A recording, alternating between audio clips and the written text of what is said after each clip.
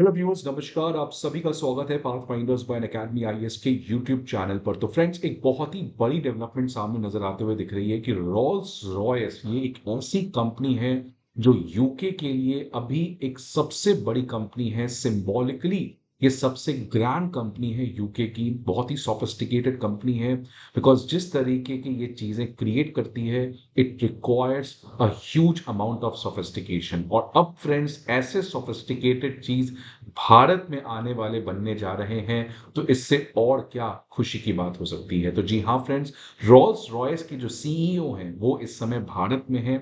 और उन्होंने अनाउंस किया है कि वो अब भारत से जो सोर्स खरीदते थे उसको वो अब डबल करने जा रहे हैं। मतलब फ्रेंड्स, जो भी यहाँ से वो इक्विपमेंट्स या जो भी चीज यहाँ से वो परचेस करते थे अपने मैन्युफैक्चरिंग के लिए, उसको वो डबल करने जा रहे हैं by 2030, in line with prime minister Modi's make in India vision. तो फ्रेंड्स, रोल्स रॉयस का आने वाले समय में भारत में जो प्रेजेंस है वो सिग्निफिकेंटली बढ़ सकता है। और इससे एक और चीज तो प्रूफ होगा कि आज भारत तमाम ग्लोबल टेक्नोलॉजिकल या मैन्युफैक्चरिंग कंपनीज के सप्लाई चेन में एक इंटीग्रल रोल बनते हुए दिखते हुए नजर आ रहा है।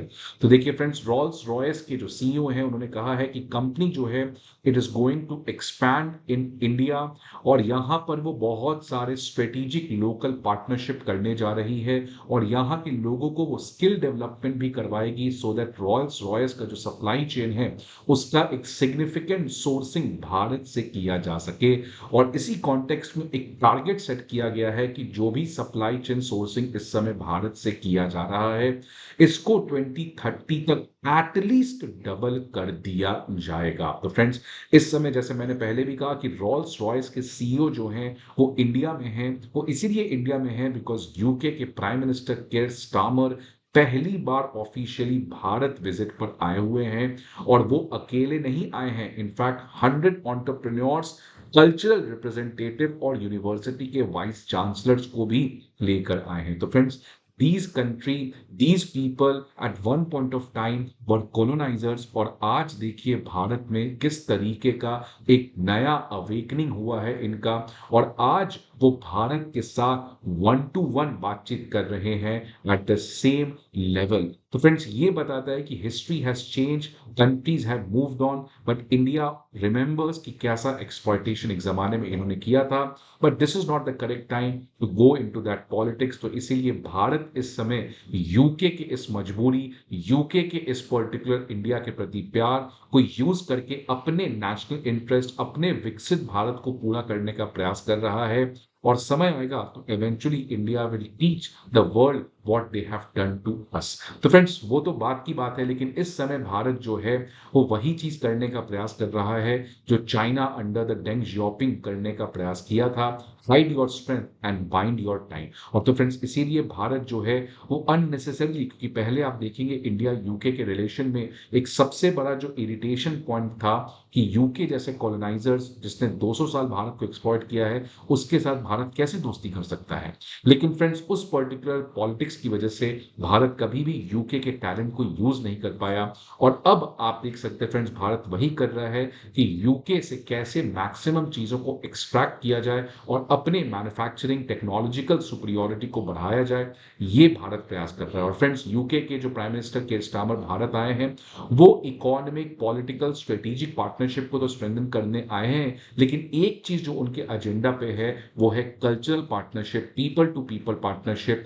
उसको भी वो काफी ज्यादा स्ट्रेंथन करना चाहते हैं। और इसीलिए यूके के प्राइम मिनिस्टर केयर स्टारमर जो हैं वो इस समय डीडीएलजे के ट्रैक को काफी ज्यादा प्यार कर रहे हैं।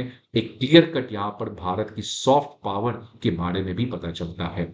अब let's come back to the news friends. Rolls Royce आपको पता है एक बहुत ही रिस्पेक्टेड कंपनी है।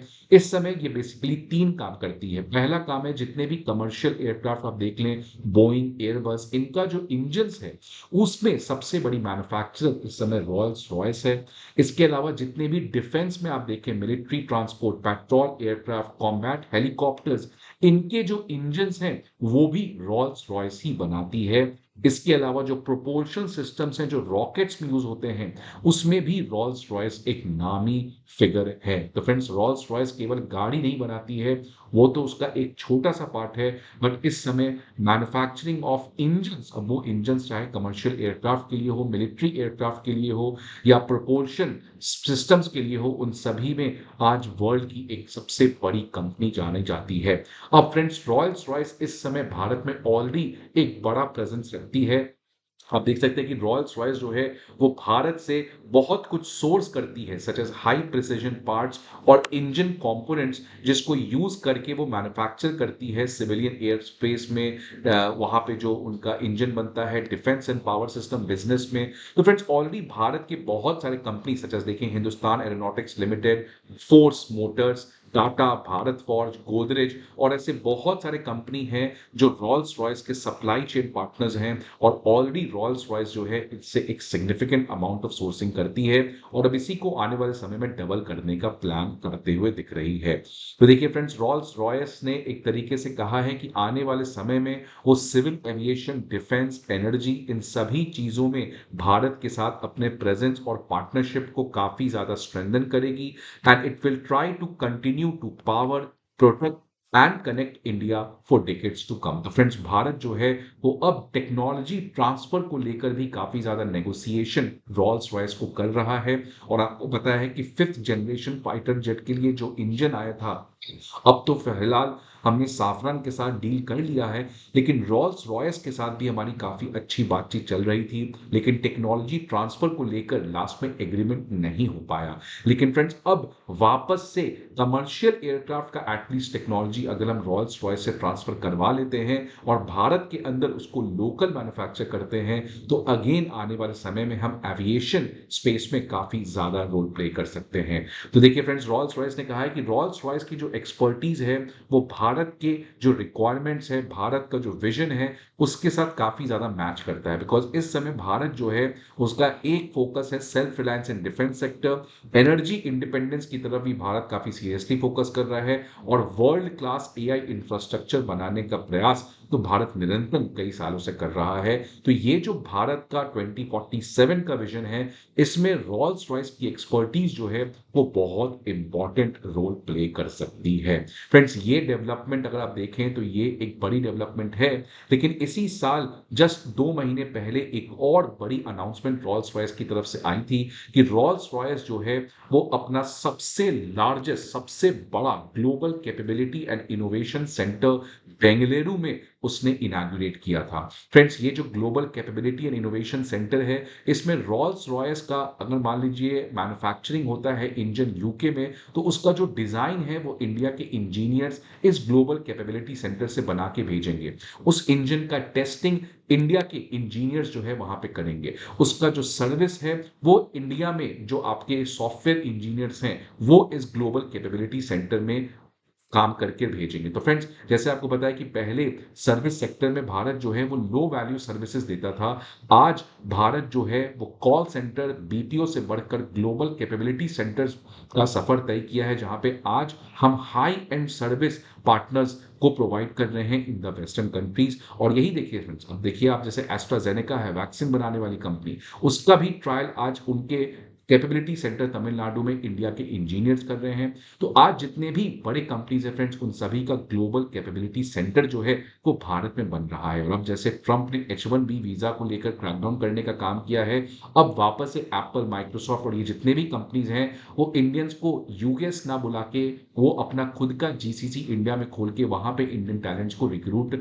करेंगे। तो फ्रेंड्स, ये पर्टिकुलर डेवलपमेंट के अलावा और भी काफी सारे डेवलपमेंट्स यूके के प्राइम मिनिस्टर के इंडिया विजिट पर दिखे हैं। उसमें एक और बड़ा डेवलपमेंट है कि यूके जो है वो इंडिया के साथ $468 का मिलियन का एक एग्रीमेंट साइन किया है, जहां पे वो इंडिया को मिसाइल्स भेजेगा, जिससे इंडिया की जो डिफेंस सेक्टर है उसमें काफी ज्यादा बढ़ोतरी मिलेगी। इसके अलावा फ्रेंड्स, दोनों कंट्री ने वेपन्स और डिफेंस पार्टनरशिप को आने वाले समय में और ज्यादा स्ट्रेंथन करने का बातचीत किया है, और जो इंडिया यूके बायलैटरल ट्रेड है इसको डबल करने का ऐलान प्राइम मिनिस्टर मोदी ने किया है बाय 2030। इस समय जो बायलैटरल ट्रेड है वो लगभग $56 बिलियन का है, लेकिन क्योंकि अब comprehensive economic and trade agreement which is a free trade agreement दोनों के बीच में हो हो गया है। तो इसको $110 बिलियन पे ले जाना है बायलैटरल ट्रेड को बाय 2030। फ्रेंड्स, इस डेवलपमेंट के अलावा और भी काफ़ी सारी डेवलपमेंट आई है। जैसे आप देखें कि जस्ट आज ही इंडिया और ऑस्ट्रेलिया जो है, उन दोनों ने की डिफेंस एग्रीमेंट साइन किया। यूरोपियन यूनियन ने भारत के लिए एक नया स्ट्रेटेजिक प्रायोरिटी प्लान अनाउंस किया है। तो फ्रेंड्स, आज जो ट्रांस अटलांटिक पार्टनरशिप है, यूरोप, ऑस्ट्रेलिया, आप देख सकते हैं यूके और यूएस और कनाडा। कनाडा के पता है फ्रेंड्स आपको, फॉरेन मिनिस्टर अगले वीक अनीता आनंद जी इंडिया आने जा रही हैं। तो ये ट्रांस अटलांटिक पार्टनरशिप टूट रहा है, बिखर रहा है, और इन सभी का अब अगला अट्रैक्शन चाइना के बाद भारत बन रहा है। और इसीलिए ये भारत के लिए गोल्डन अपॉर्चुनिटी है। आने वाले समय में भारत इन वेस्टर्न कंट्रीज के टैलेंट को यूज करके अपने खुद के मैन्युफैक्चरिंग इंडस्ट्री को काफी ज्यादा ग्लैंडलाइज कर सकता है। सो फ्रेंड्स, आपको क्या व्यूज है, सजेशंस है, please let me know in the comment box. I hope आपको ये वीडियो अच्छा लगे। See you again some other video. Till then, goodbye and take care.